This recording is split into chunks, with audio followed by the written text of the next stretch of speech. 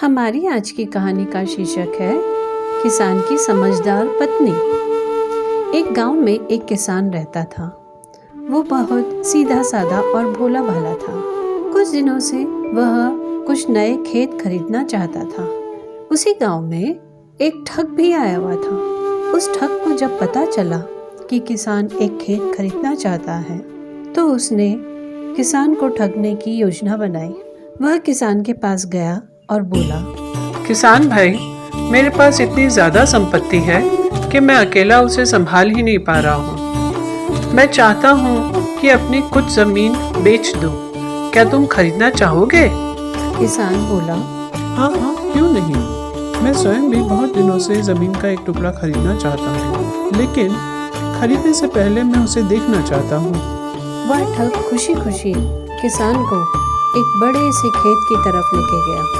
वह बताते हुए बोला, यह देखो किसान भाई, यही मेरा खेत है। इस खेत के आखिर में एक झोपड़ी और एक कुआं भी है।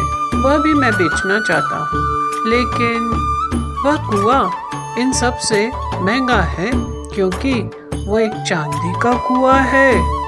उस कुएं के तले में चांदी ही चांदी है। यह बात सुनकर किसान को बहुत आश्चर्य हुआ। ठग जानता था कि किसान को आसानी से वह अपने झांसे में ले सकता है, इसलिए उसने पहले ही उस कुएं के अंदर चांदी के सिक्कों से भरी हुई बाल्टी रख रखी थी। किसान को ले जाकर उसकी आंखों के सामने उसने बाल्टी खींची। किसान की आंखें फटी की फटी रह गई। वह बाल्टी तो सिक्कों से भरी हुई थी। किसान ने सोचा कि अगर मैं ये कुआं खरीद लेता हूँ तो हमेशा के लिए मेरी पैसों की समस्या खत्म हो जाएगी। उसने पूछा, इस कुएं को कितने में बेचोगे? ठग बोला, वैसे तो इसकी कीमत 100 सोने के सिक्के हैं, लेकिन मेरे प्यारे किसान भाई, तुम सीधे साधे इंसान लग रहे हो, इसलिए मैं 25 सिक्के कम कर देता हूँ। तो अब इसकी कीमत 75 सोने के सिक्के हैं, सिर्फ तुम्हारे लिए मेरे दोस्त।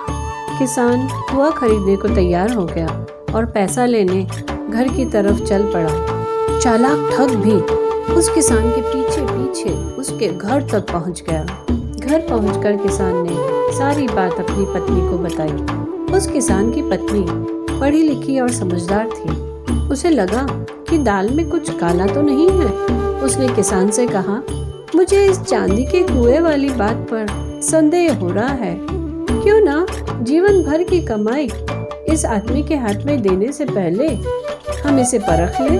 आप इससे जाकर कहिए कि हमें पैसा जमा करने में 1 दिन का समय लगेगा और यह कल आ जाए और एक कागज पर लिखकर लाए कि यह कुआं इसका है और वह हमें 75 सोने की मुद्राओं के बदले बेच रहा है। यहाँ आकर वह 2 गवाहों के सामने दस्तखत कर देगा। अगर वह कागज देने से मना करता है तो आप उसे सीधे सीधे बोल दीजिए कि कागज नहीं देगा तो कुएं के बदले हम 10 सोने की मुद्रा ही देंगे। अब आप देखिएगा कि अगर वह कागज लाने को तैयार हो जाता है, इसका मतलब उसकी बात में सच्चाई है, और अगर वह 10 सोने के सिक्के में कुआं बेचने को तैयार हो जाता है तो समझ जाइएगा वह एक ठग है। किसान ने उसकी पत्नी के कहने के अनुसार ही ठग से सारी बात कही। ठग चौंक गया और समझ गया मन ही मन कि किसान अब कागज मांगने लगा है। उसने बोला, ठीक है, अगर तुम्हारे पास ज्यादा पैसा नहीं है तो तुम मुझे 10 सोने की मुद्रा ही दे दो। अब किसान समझ चुका था वह उसके झांसे में आने वाला नहीं था।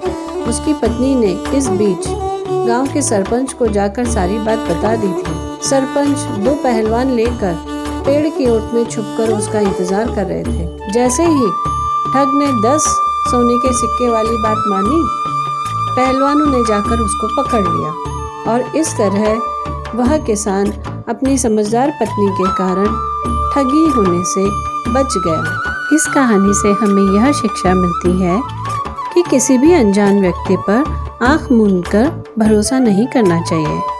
और दूसरी शिक्षा यह मिलती है कि अपनी होशियारी और समझदारी से आप बड़े से बड़े नुकसान से बच सकते हो।